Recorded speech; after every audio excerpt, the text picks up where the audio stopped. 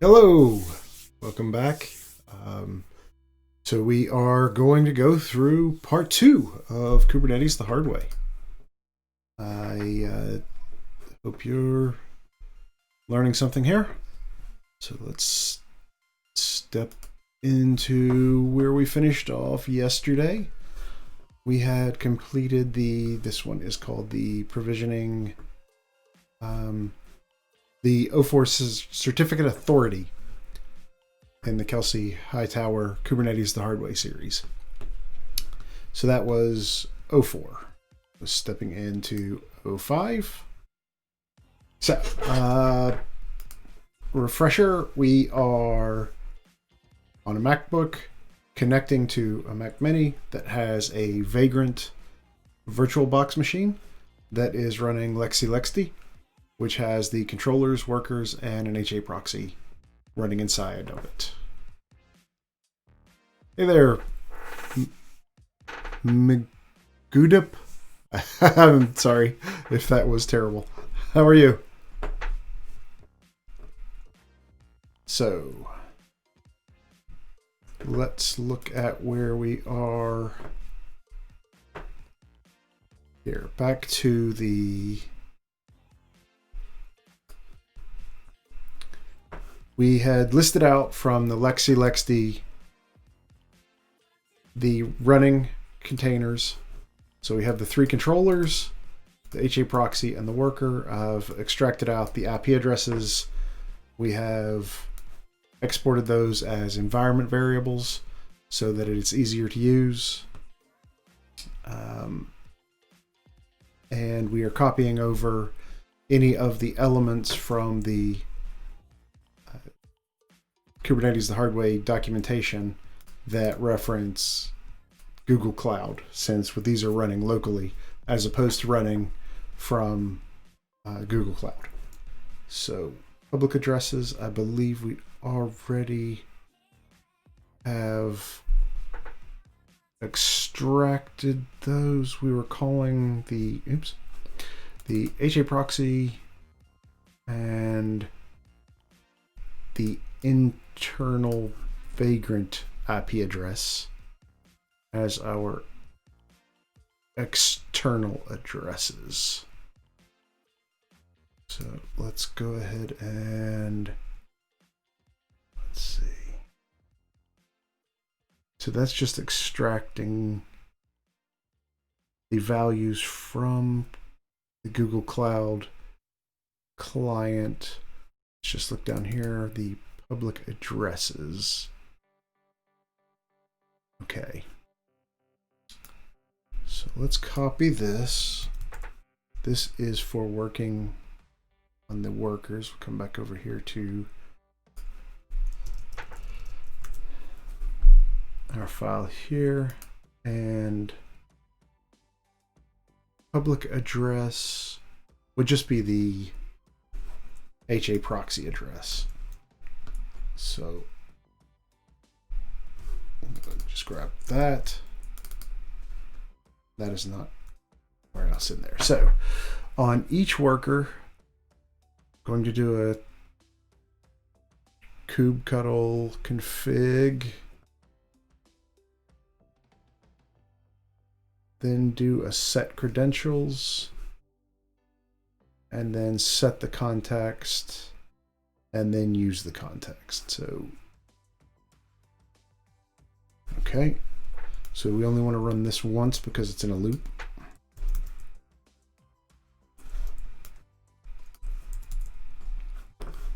So reminder, we have tmux running with 3 different windows at the moment: workers, controllers, and then an individual one. So that is Windows 0.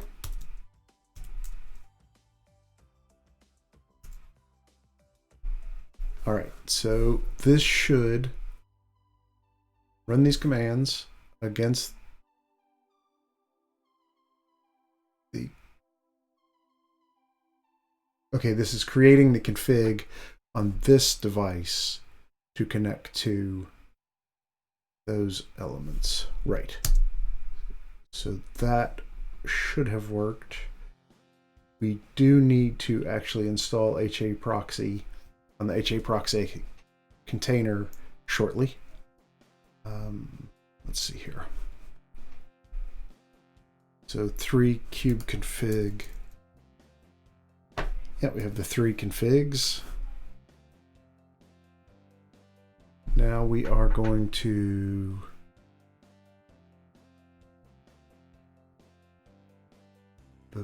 generate the kube proxy, which again, the only difference I do believe is that we want to replace the Kubernetes address, public address, with HA proxy. So copy that. Running this once, so we should have generated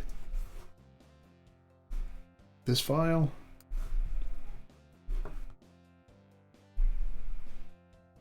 Now creating the kube control manager.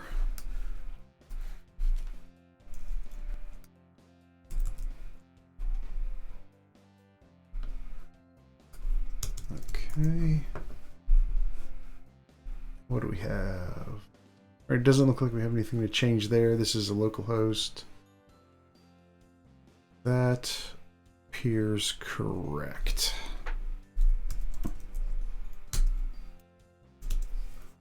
And we've created the control manager.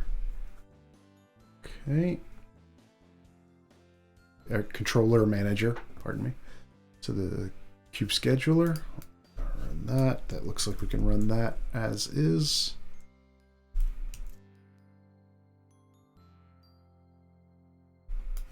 Here we are, the scheduler.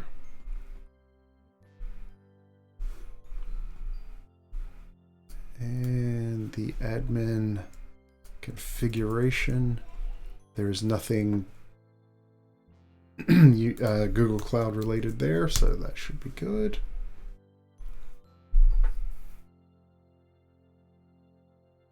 Now we need to do a for loop again, and let's just go back to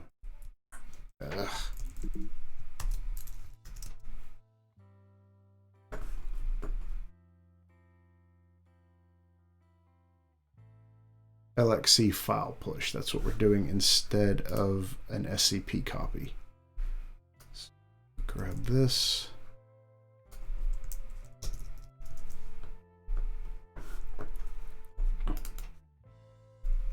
LXC file push.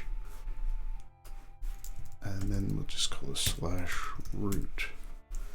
So this will, on each worker, or for each worker, LXC push the file of the instance or worker 0 config, the proxy config to the instance /root. Let's run that.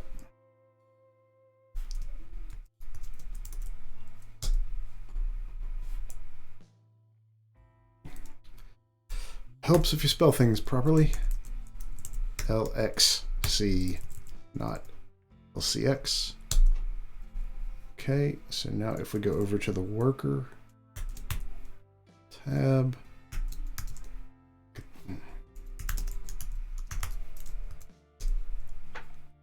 oh, don't need the A. That just makes it more complicated.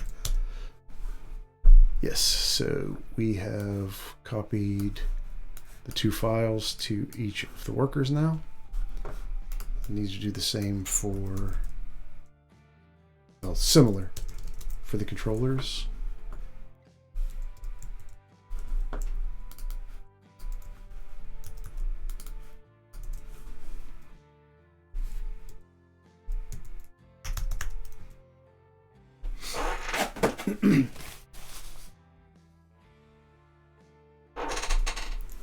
Okay.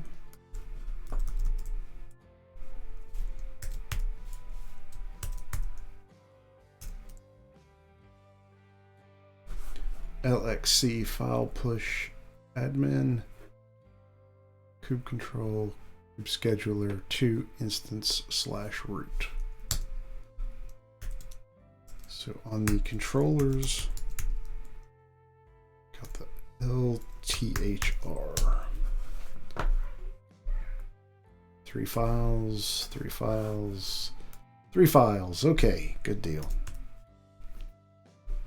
All right, so that is generating and distributing the configuration files. Let's look at generating the data encryption, config and key. Okay. So encryption key. So if we look at the, so head is how you look at the top of a file. So if we head, say, cube-c, oh, no, -csr.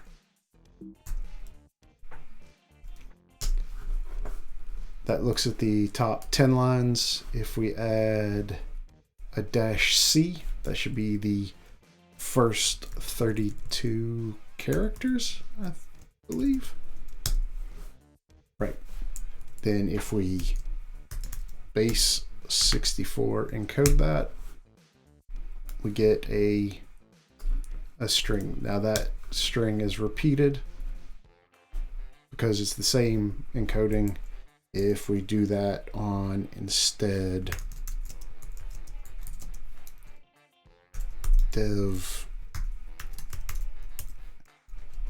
erandom and then base 64, we will get a different base 64 encoded random string, so we can use that for an encryption key. So let's grab that as such. So now if we echo,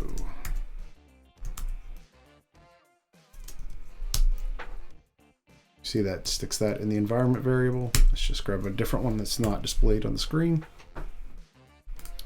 So now we're going to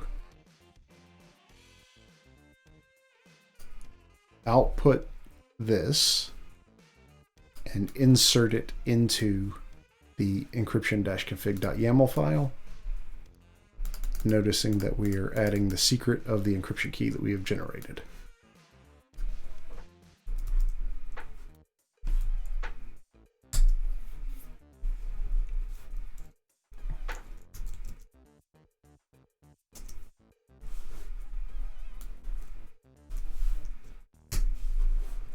So we can see that that file has been generated. I could display it, but then the encryption key would be displayed. Not that it matters. I mean, this is just local and I'm going to delete it anyway, but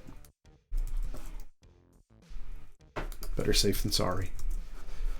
Okay, controllers. We want to LXC file push to instance /root/ LXC file push file to the location. Okay. All right, now if we look at the controller,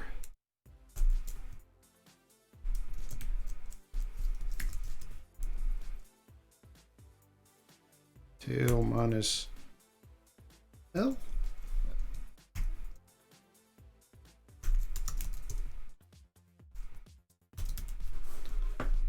N is the number of lines. So ls minus ALTHR tail minus N1. Oh, haha. So leave out the A. There's that encryption config file. Okay, so now bootstrapping the etcd cluster. Actually, before we do that, we should set up the HA proxy. So to do that,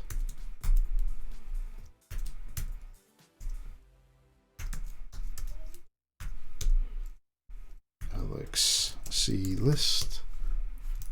Oh, come on, fingers. Always trying to type that backwards.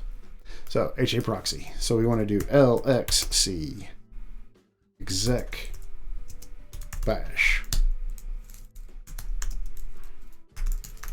Date it. Just to be sure that we can do an installation.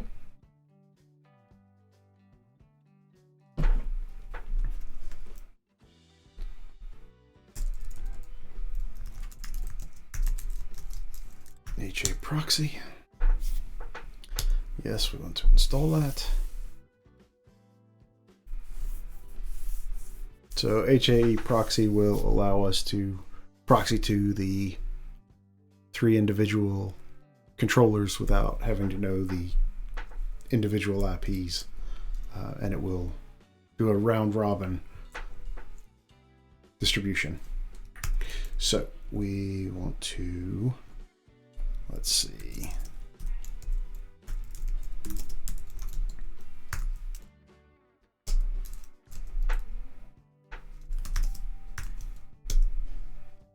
All right, what do we have here? Global defaults. Let's see, let me just quickly look at my notes here.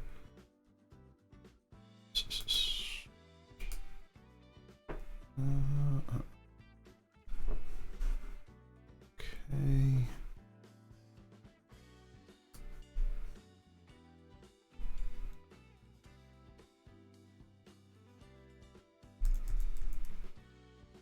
All right, I think it's in the wrong file.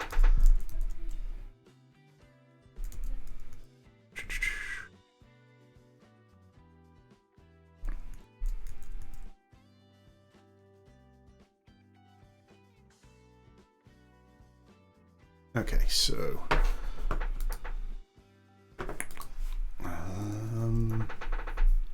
which file am I this in?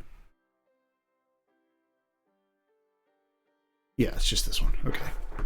So set number. Oh, how about we vim that instead of cat it? Set numbers. Set relative numbers. So we have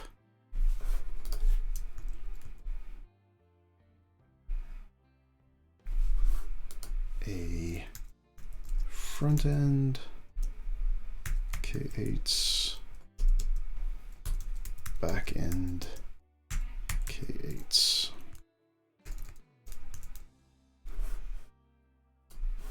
And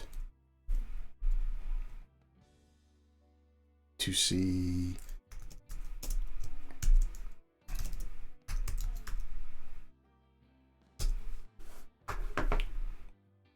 what our IP address is.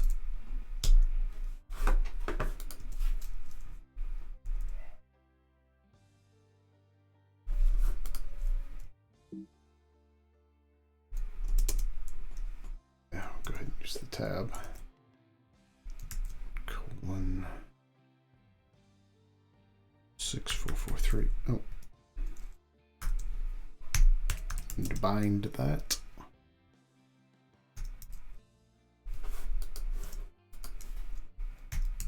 Mode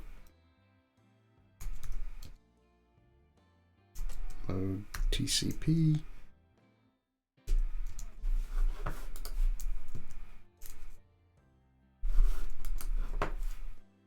Default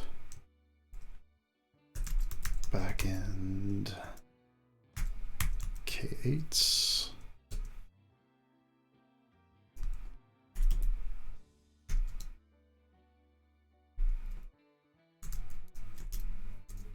Balance round robin mode TCP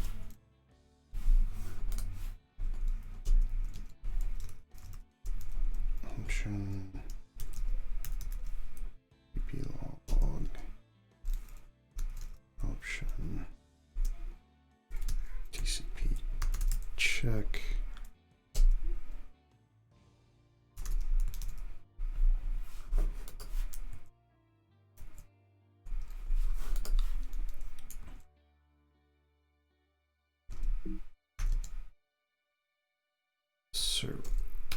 server controller 0.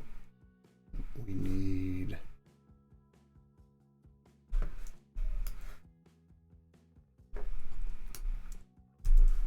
actually, let's just grab these.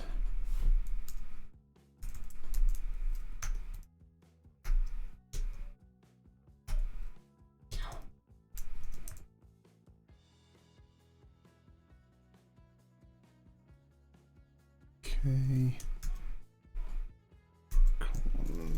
6443 and check.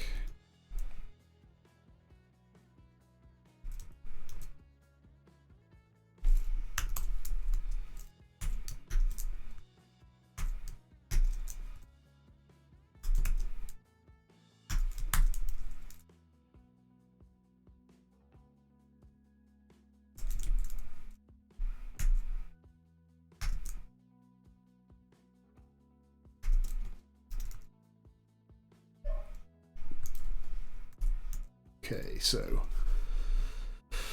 controller 0, 90, controller 1, 42, controller 2, 139. 90, 42, 139.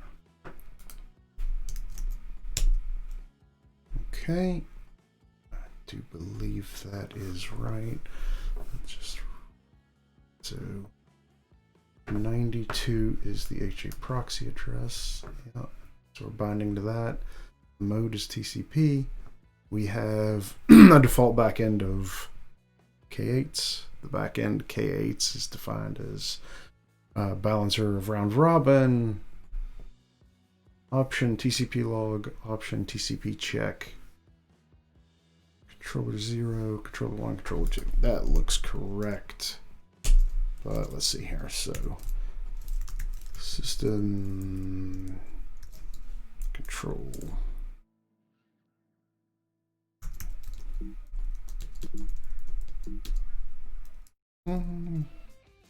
Restart.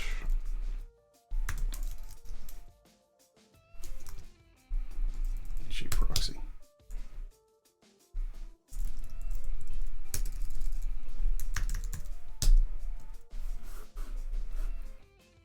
Active running. It appears to work. So if we take the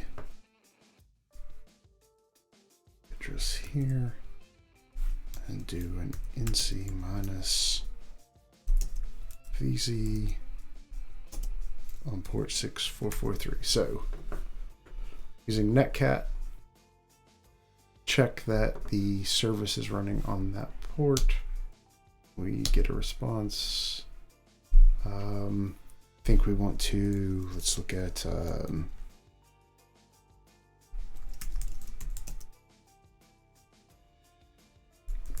var log HA proxy. Are we getting a definition of what is returned? Yes. Awesome. So controller 0, controller 1, controller 1, controller 2, controller 2. Oh, excuse me. It has checked them, but they're down, of course, because we haven't started it. But it has led me to believe that what am I saying? That HA proxy is proxying to the correct controllers. I guess we could do a little more checking and go to here and do an nc listen on 6443.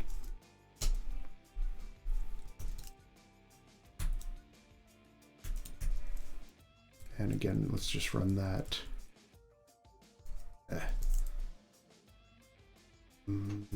Where was I running that from? Okay, so here. If we run this and we come back to the controllers, we can see that this one executed. Excellent. Okay, everything is good to me at this point. So let's step back in. We don't need to do this. We're already inside of our controllers. Let's see here. Okay, running commands in parallel with tmux. I'm already running tmux. So let's grab these files. Though probably doesn't make sense to try to grab them all from within the controllers of each. So let's just grab it once on the Vagrant machine.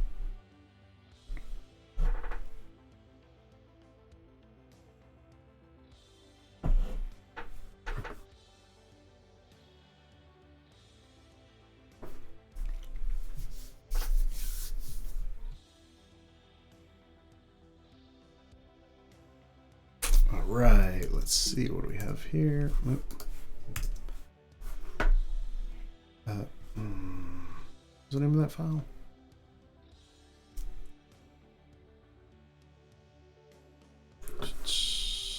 etcd. Okay, so let's come back over here and grab that.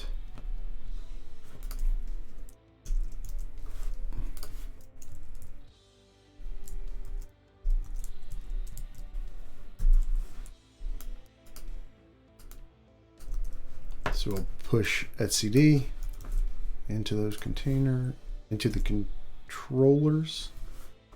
We're on Vagrant instance and controller 1, 2, 2, 2, 2. Yes. So now if we go over to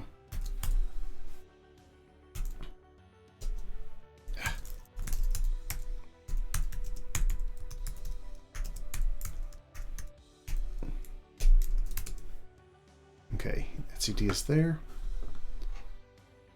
So now we want to extract the tar and move it to user local bin.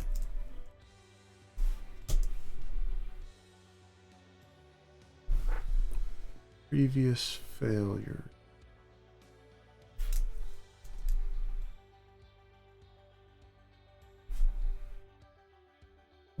What now?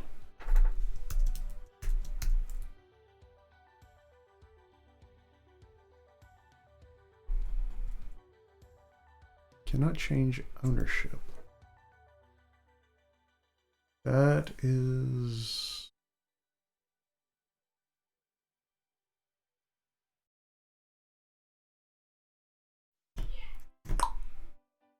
What is the deal?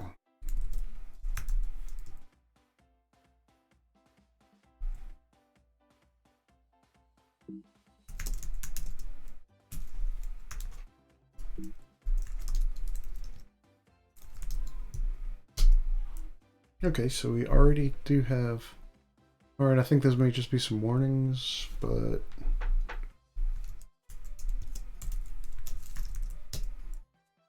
Okay. I think everything went okay.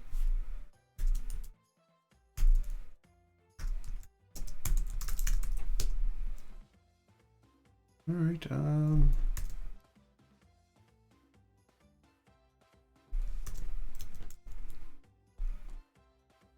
those appear to be all documentation.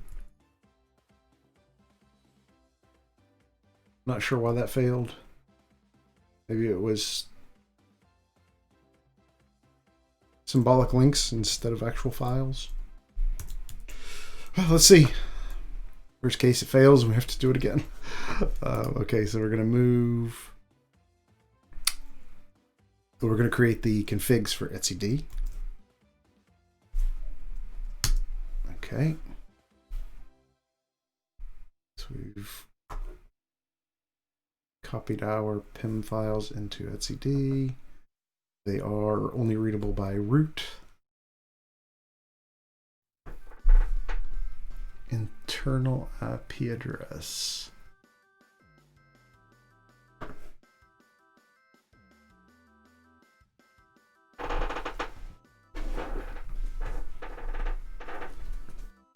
the instance internal IP address will be used to serve client requests. So it's just the local address of the individual. Okay, so internal IP. All right, so we want to do an IP-a pipe grep inet space 10 dot.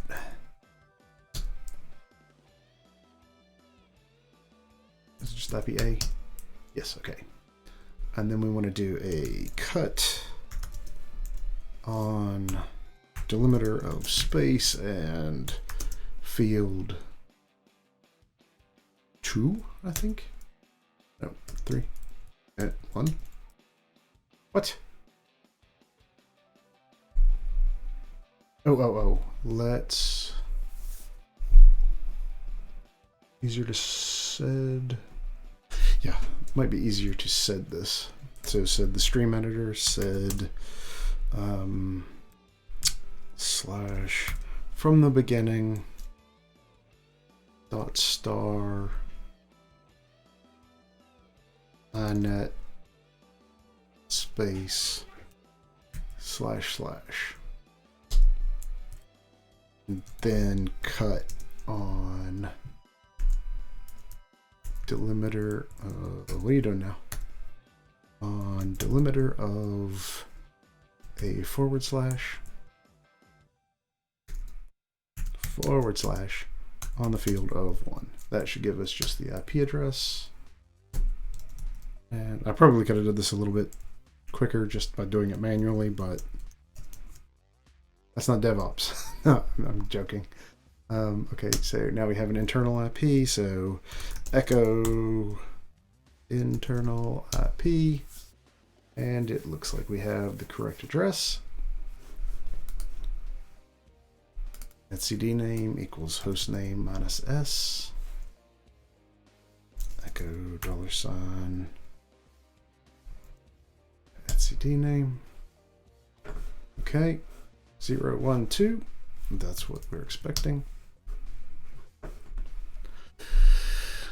Now we're going to grab this,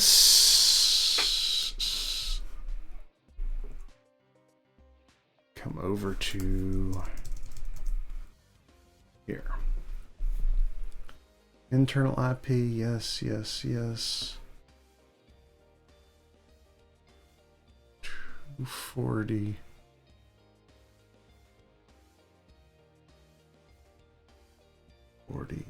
Are those the addresses that we created? Is that up here? So I think 240 is the internal address for the Kubernetes cluster itself. So this is defining cluster 0 having 240.0.10, controller 1 at 11, controller 2 at 12. Okay, so these are all acceptable.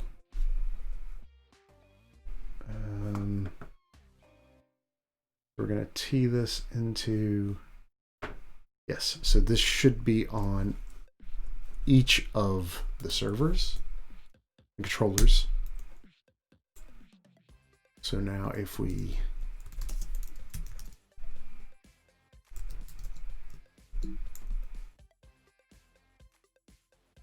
did that not stick that in? Oh, because it's in systemd.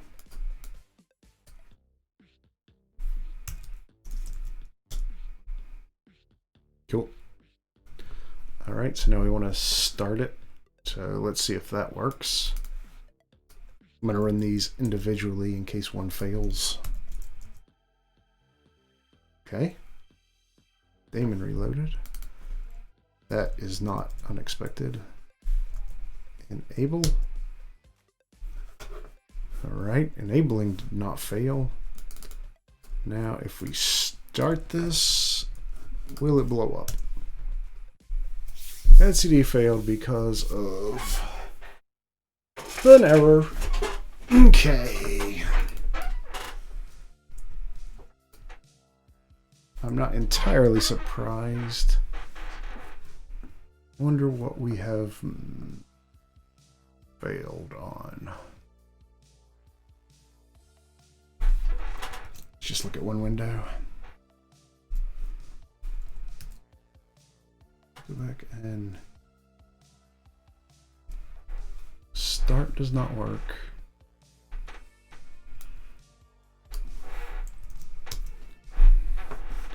Why are you failing?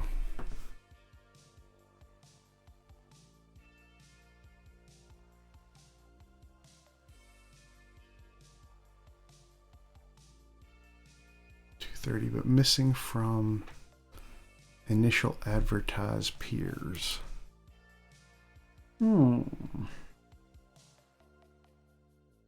Internal.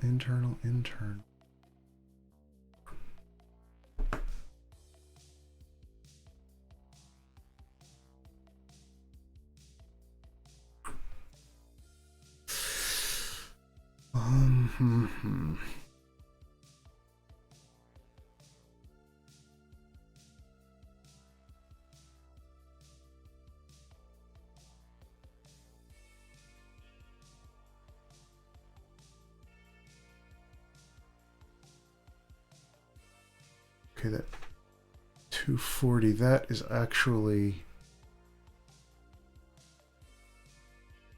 this is etcd, this is not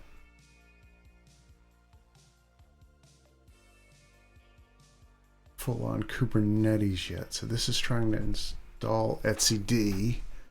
So possibly I am assuming that IP address incorrectly. That this 240 address might be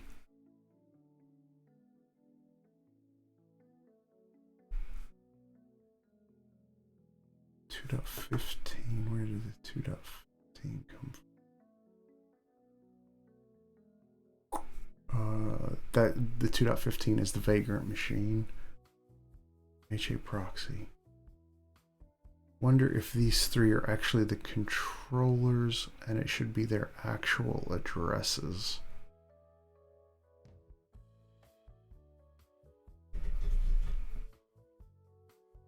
The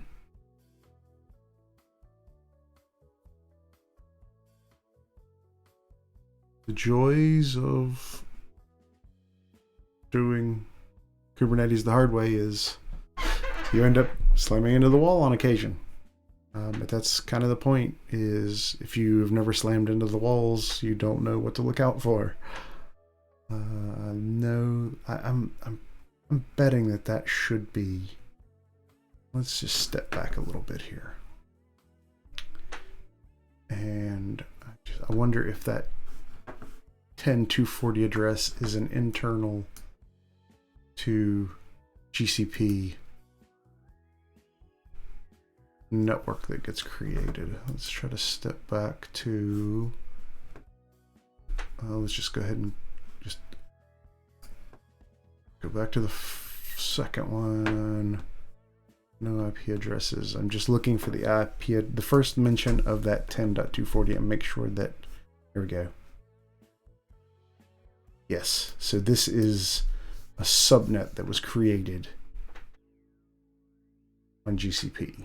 So the 240 address is definitely not what I meant to run. So that means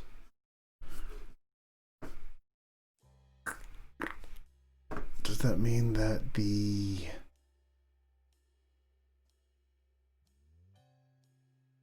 certificates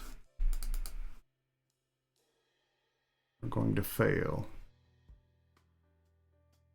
Kubernetes host names, where did we get that before?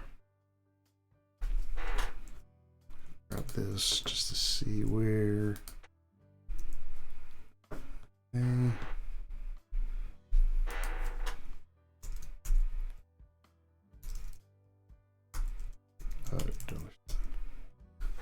Okay, those host names were those. All right, that's fine. do think that I have a problem, though, that the cert has these GCP ranges, and it potentially needed to be these addresses. So if I set those addresses for etcd, they may not accept it by just changing the control cluster. But that will be the first step to see. So if we grab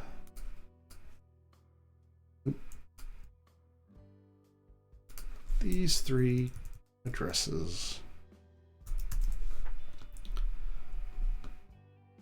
come down here to the command we were running.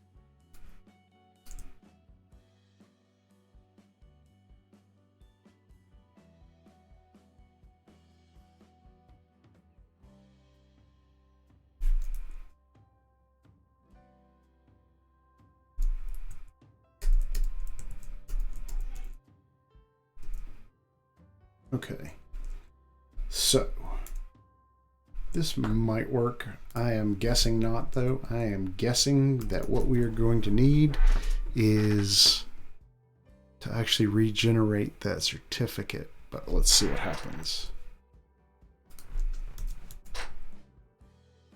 So back on the controllers.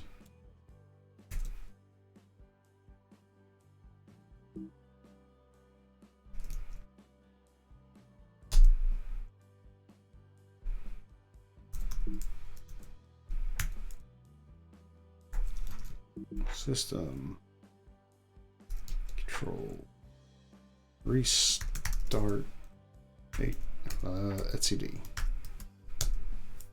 Okay, we still have an issue.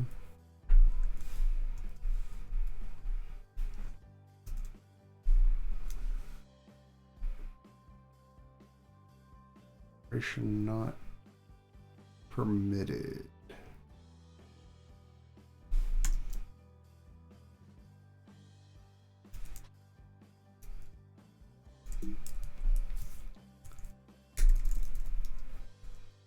Stop etcd.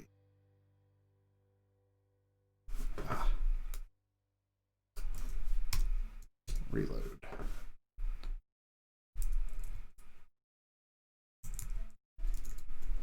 Start etcd.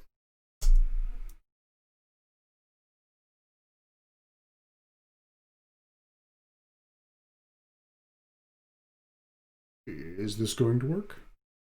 I am actually going to be very surprised if this works.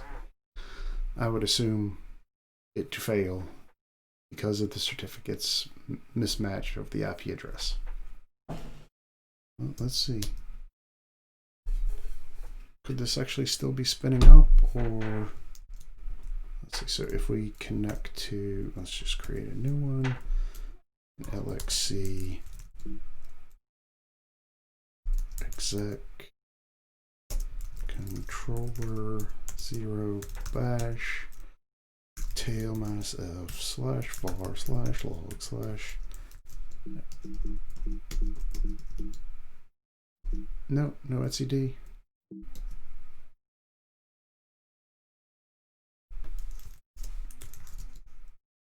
etcd.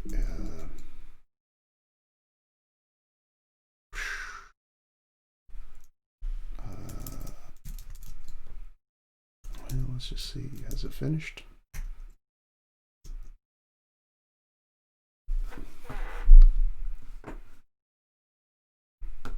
Let's get back to where we're supposed to be.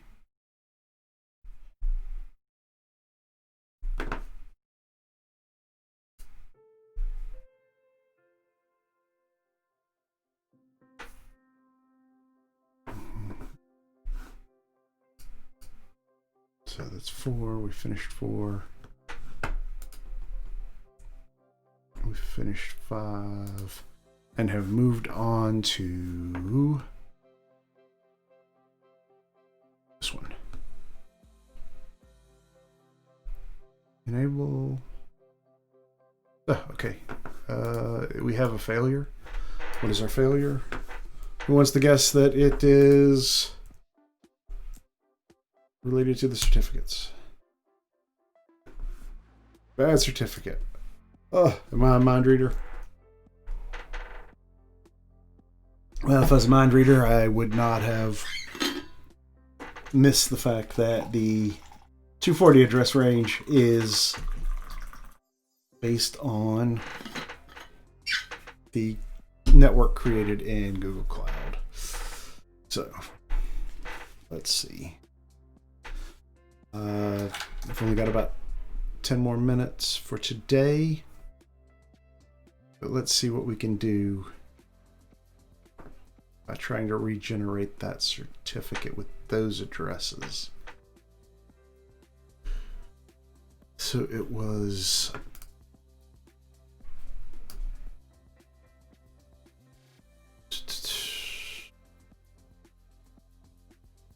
all the way back here. GenCert. This one might be easier to search for. So it's definitely not on this one. This one.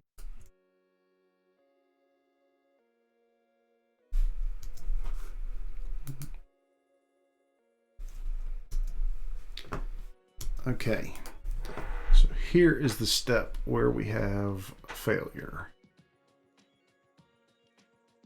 Creating this certificate. So if we come back over here,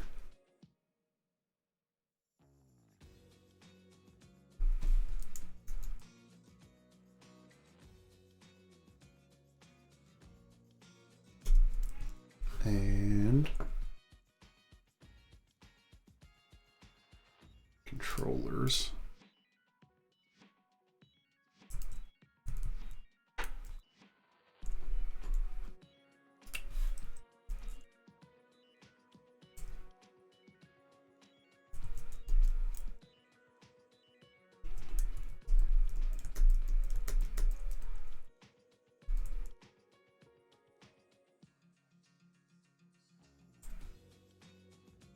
Generate this again. We are doing this. We're doing this once and then copying them, I believe. Yes. This is for creating the Kubernetes key and the Kubernetes, which we also use for etcd, I believe. So this is the HA proxy. This is, you can exit this one here. Okay, this is with our 1080/30 addresses.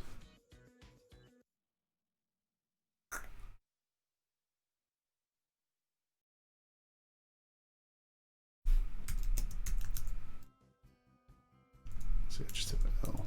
Yeah, so those 3 files, the PIM, the key PIM, and the CSR. So if we cat this, oh, well, the CSR is actually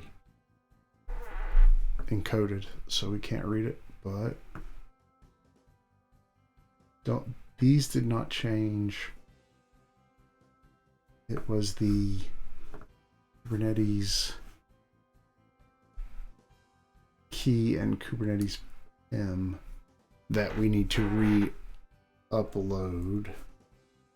So if we just look for these back over here.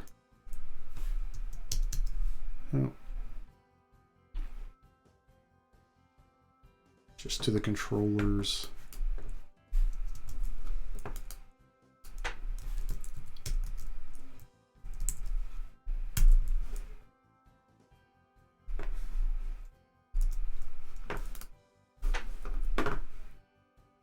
So we're going to push the newly created or newly recreated key and certificate to the controller containers. All right, so now we have those controllers again. What we need to do is make sure that anywhere that we've referenced either of these,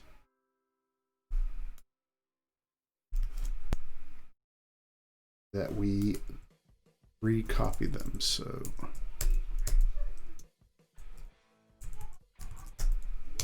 okay, they're not in this file. So we just need to get back to the etcd and see if, okay, there's nothing about those two files. So here we are. So we're back to the, so we just need to copy these two up into the etc etcd directory again on the controller.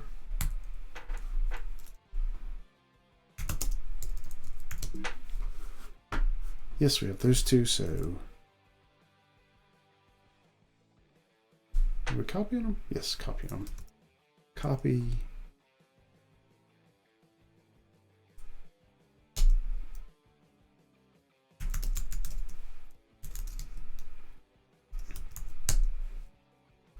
$16.53. Okay, those were copied now. So now let's try a reload and restart etcd. So that may have worked.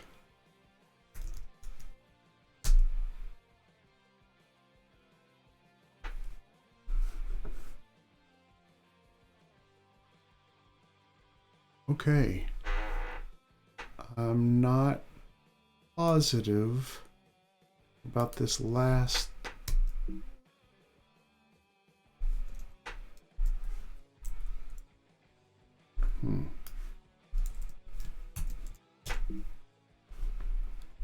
Server is like, so it looks like it's actually trying to start.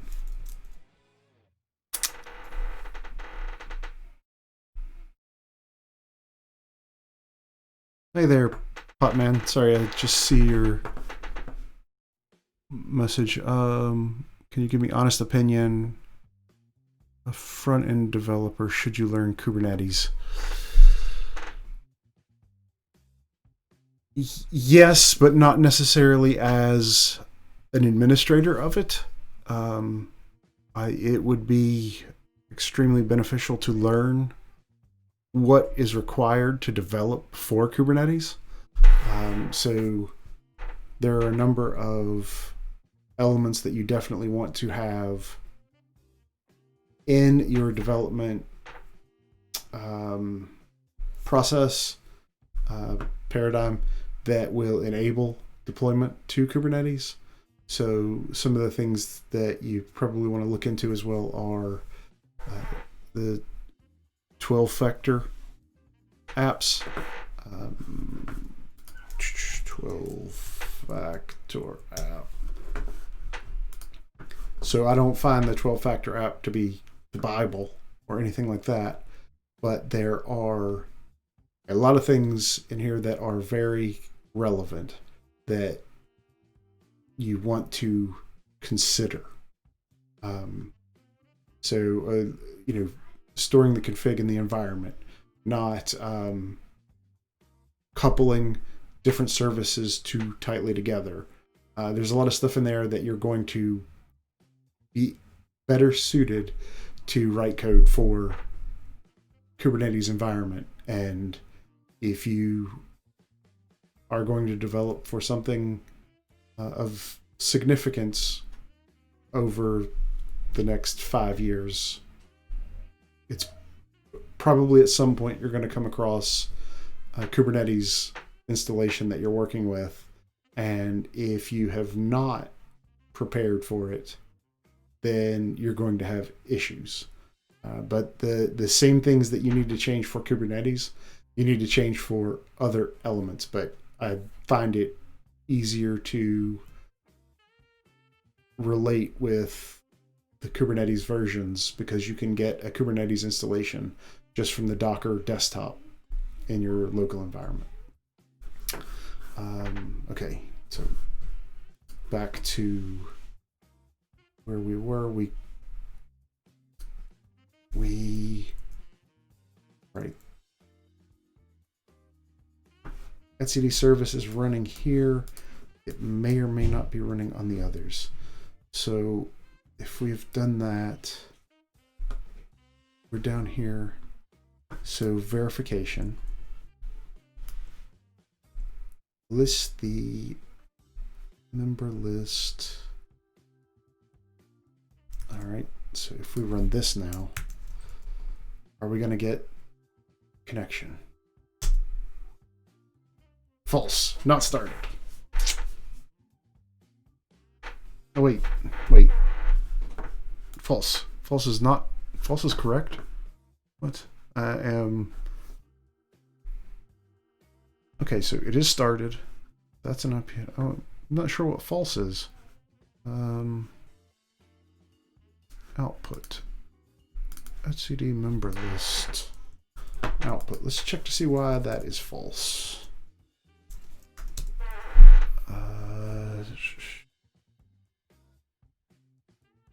Let's see if this has.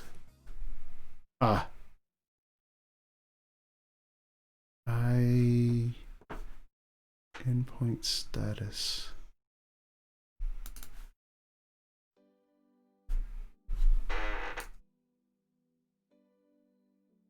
Let's try making that change.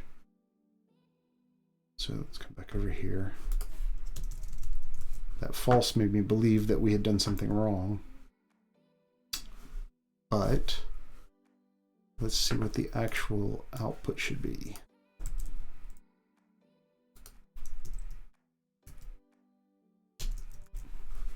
So that's the member list. Let's look at this.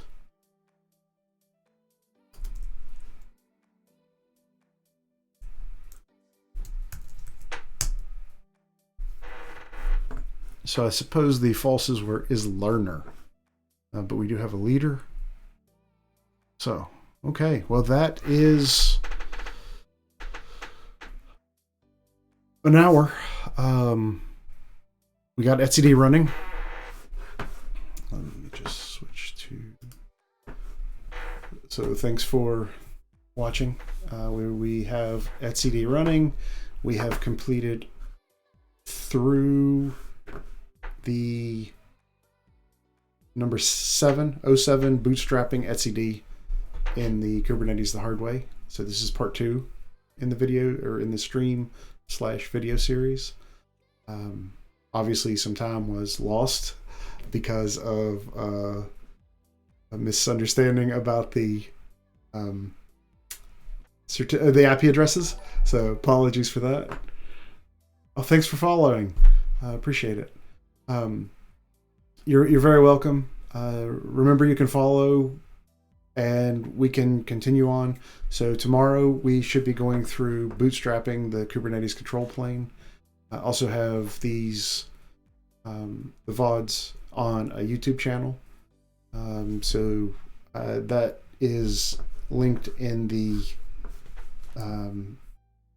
about page on Twitch. So have a good evening and see you tomorrow.